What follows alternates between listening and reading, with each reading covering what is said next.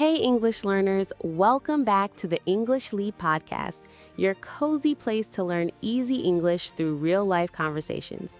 I'm Evelyn. And I am Ken. And before we talk about anything, I want to ask you one simple question. Oh, we are starting dangerous today. Go on. So, how many times did you want to say something? The words were ready in your head, but you stayed completely silent because you thought, what will they think of me? Yeah, you felt your heart beat faster, right? You checked every word in your mind. You imagined people judging, laughing, thinking you are not smart, not interesting, too much, or too weird. So you smiled, you nodded, you pretended everything was fine, but inside you were screaming, I want to talk, I want to say something. And then later, on the bus or in your bed, you replay the moment like a movie and think, why did I say nothing? I had something to say. And of course, in the shower, you suddenly find the perfect words. You give a full, powerful speech to the shampoo bottle. Yes, best speech of your life, if only the soap is listening. If this is you, do not go anywhere. This episode is exactly for you. Today, we're talking about how to stop caring so much about what other people think, so you can finally use the voice that is already living inside you. And not only your voice. You do this when you want to dress differently, when you want to say no, when you want to post something honest or try something new. Your first question is not, do I like this? It is, what would they think of me? If you're tired of living like that, tired of feeling small in your own life, stay with us. Take a breath.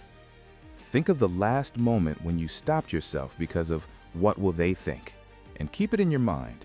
Because in this episode, we're going to gently break that fear, one honest story at a time. And don't worry, this is a B1 level episode. If you are intermediate, it's perfect for you. And if you are A2, you can still listen. If some parts feel difficult, it's okay. Listen again. You'll understand more the second time. So maybe we start with a simple question. This fear of what people think, where did it even begin? It usually starts much earlier. School, family, friends, tiny comments, small jokes, but big impact inside. Maybe you remember this. You say something in class and people laugh, or you wear something different and someone makes a joke. For them, it's 1 second. For you, it feels like a scar. Moments like that don't just go away, they linger. When we say linger, we mean they stay longer than they should, like a smell or a memory. Maybe one sentence from years ago still lingers. You're too loud. You talk funny. You're strange. And that fear doesn't stay in one place.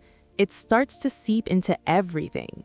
Every time there's a chance to speak or be seen, your body remembers that pain. You shrink back.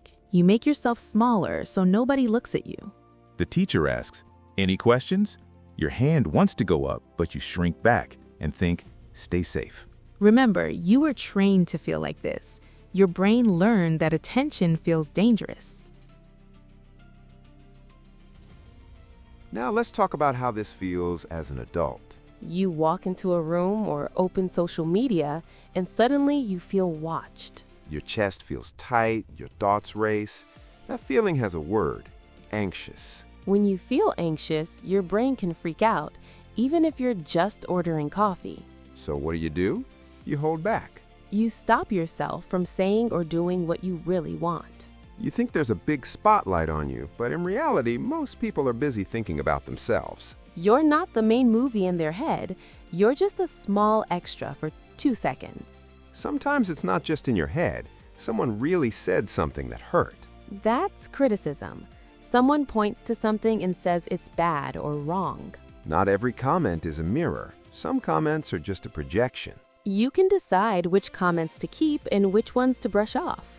Many of us start to perform to feel safe. We play roles, the good one, the funny one, the quiet one. But that's not being authentic. Authentic means real. When you're authentic, you act like yourself. When you're always performing, it feels like walking on eggshells. Another trap is perfection. I'll speak when my English is perfect. That day never comes. You don't learn to swim by reading. You learn by getting into the water. Progress happens when you move, even if you look a little silly. Confidence is not magic. It's like a muscle. It grows with small, brave actions, reps. Say hi. Ask one question. Leave one comment. Each small action is one confidence rep. Fear asks, what if I mess up? Curiosity asks, what might I learn? Treat conversations like experiments. After, ask yourself, what surprised me and what went well? Now let's slow down and do a calm word tour. Linger. Stay longer than expected. Seep. Move slowly into something. Anxious. Very worried inside. Freak out. Suddenly feel very scared. Shrink back. Make yourself smaller. Hold back. Stop yourself from acting. Authentic. Real and true. Walk on eggshells. Be very careful. Brush off. Let a comment go. Lean into. Move closer instead of running away. You don't need perfect English or perfect life. The real win is caring less about the invisible crowd and more about the real you. Take one small brave step this week. We're cheering for you. This is Ken. And this is Evelyn. You've been listening to the English Leap podcast from Easy English Hub. Bye.